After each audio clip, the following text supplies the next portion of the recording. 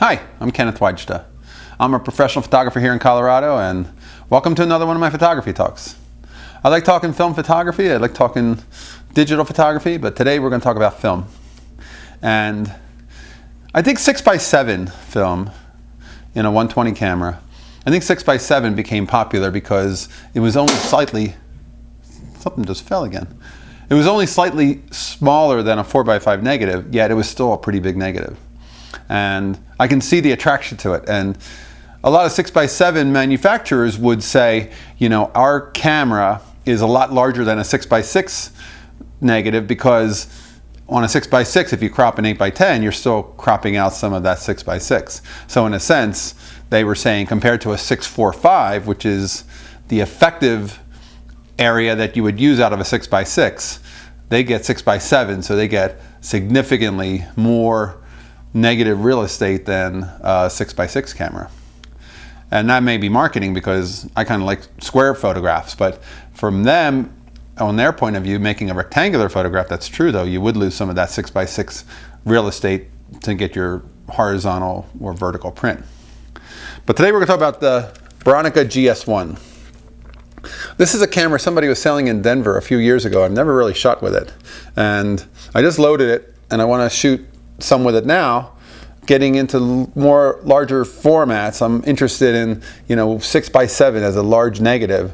I shoot a lot of 6x6 with a Rolleiflex and a Mamiya C330 I just recently picked up.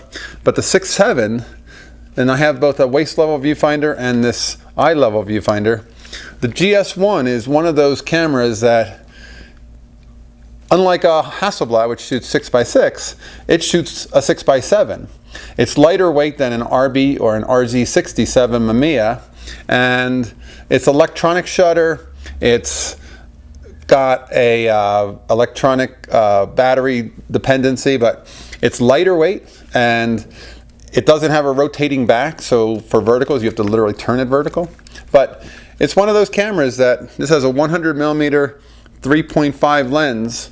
They made pretty fast lenses for these, and there's not a lot of demand for these. I see these going, like I said, I only paid, I think, $100, $150 for this, and I see them going for a rather low price because nobody really wants this camera. They want the Bronica SQ for 6x6, or they want the ETRS for the 6.45, but the 6.7, I think this is a little bit of a gem of a camera because it is so light. I only have one film back, so I can change out film after each shoot, but that's all I need. I don't need to have two. I'm not shooting that quickly. And folks will wait with me, you know, as far as if I'm changing film at a portrait shoot. People need little breaks sometimes. In fact, I did a family shoot yesterday, and one of the things I always remember when I shoot families is I can't push children as far as I can push adults to pose. They have a very short time span. And you know, with this, maybe I'll only shoot one magazine because I don't have time to reload, and they would lose interest.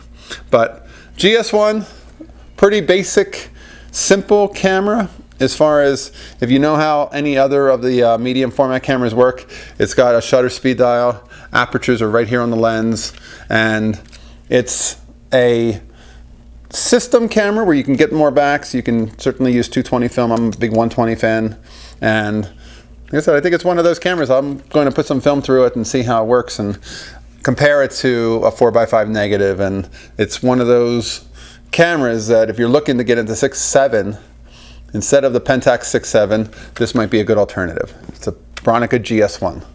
All right, that's today's photography talk. If you're enjoying these, hit the subscribe button and I'll bring you some more. And comments are always welcome too. Thanks so much for watching.